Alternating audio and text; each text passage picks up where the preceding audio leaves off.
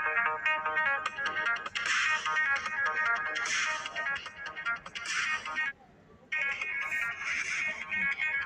mga friends, mo ni ang kinabuhi ng mami dito sa loob ng terminal dahil dito naghahanap buhay kami dito mag-asawa dahil nandito sa loob ng terminal ang aming store na mag-asawa. Ganyan talaga kami mag-asawa. Magsipag talaga tayo para tayo ay may makukuha lamang tayo sa araw-araw na hindi tayo maggutom. Kailangan talaga mga friends sa ating pagsisipag talaga.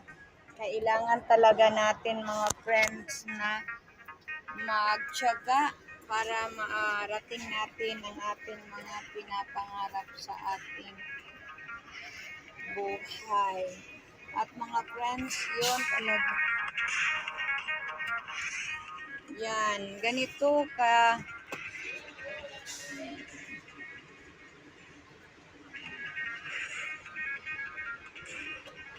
dami ang mga sasakyan dito sa terminal ng Integrated Bus Terminal. Yan talaga mga friends, kailangan talaga natin mga friends. Sipag-sipag lang talaga ang kailangan natin mga friends. Yan, maglalagay na naman kami ng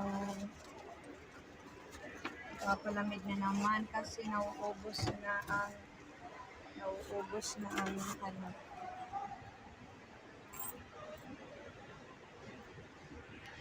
Yan, ganito ka ano dito sa terminal. Yan talaga mga friends, kailangan lang talaga natin. Sipag at tiyaga ang kailangan lang talaga dito. Yan talaga ang may pangarap. Pag may pangarap tayo, kailangan lang talaga natin mga friends yung sipag, tiyaga ang kailangan. Dahil mga friends, sabihan ta kayo, nung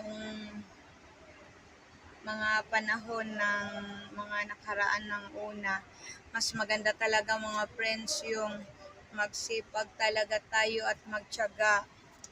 Dahil kung yun sinasabi, pag mahirap nga tayo, kailangan talaga natin mga friends yung sipag talaga ang importante yun. Yan talaga. Ano talaga yung asawa ko. Masipag talaga yan. Kailangan talaga mga friends, no?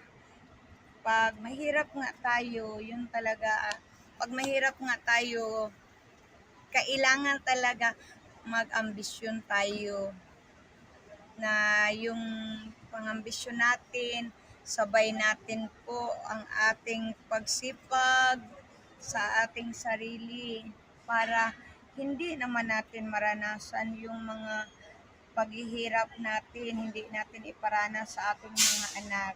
Kailangan natin mabigyan ng maganda ang ating mga anak dahil kung nakapag-aral na sila, siyempre maganda na din ilang trabaho. At kailangan lang talaga friends sa ating buhay kahit ano pa ang ating nandyan. Kailangan lang talaga natin yung simple lang. Kasi nung una, ranas ko talaga yung mga friends, yung paghihirap ng isang ina. Naranas ko yan.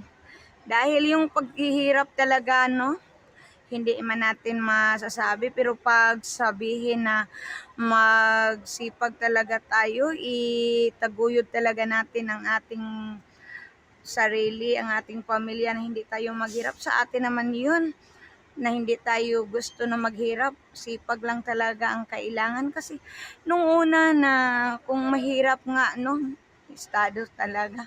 Real talk lang talaga, kapag mahirap ka na nga mga friends, yung mga kamag-anak mo, yung iba, hindi naman lahat ng mga kamag-anak, mga friends. Hindi naman mga kamag-anak lahat. Pero mayroon din na kamag-anak na ikakahiya ka talaga. Kapag pobre ka na nga naghihirap ka na nga, kinakahiya ka pa. Tulad din yan ng pagre-release natin. Yung hindi pa tayo nag re-reels na bilang isang content creator, upload sa muna tayo, di ba? Nakaano ba kayo niyan? Nakaranas ba kayo niyan?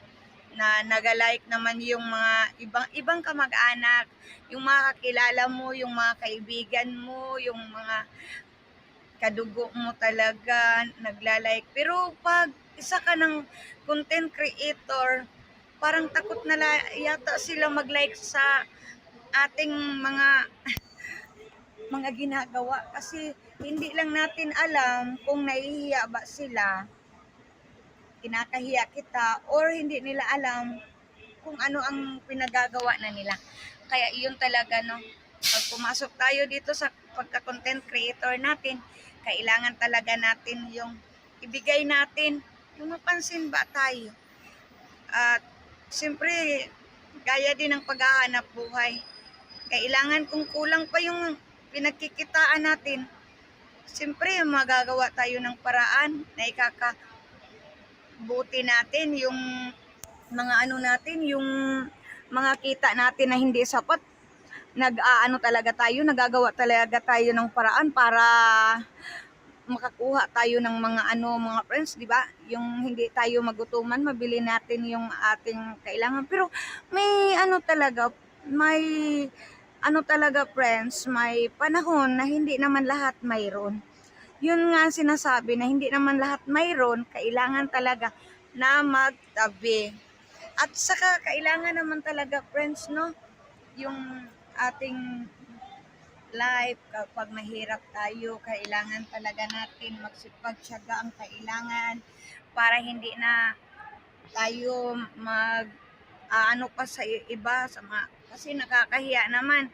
Tinulungan mga kamag-anak mo, tinulungan mo yan, or tinulungan mo ha tinulungan mo, pero bakit? Hindi lamang nila naiisip yung mga natulong sa'yo. At sa isang pagkakamali lang, lahat yun wala. Ranas ko yan kasi.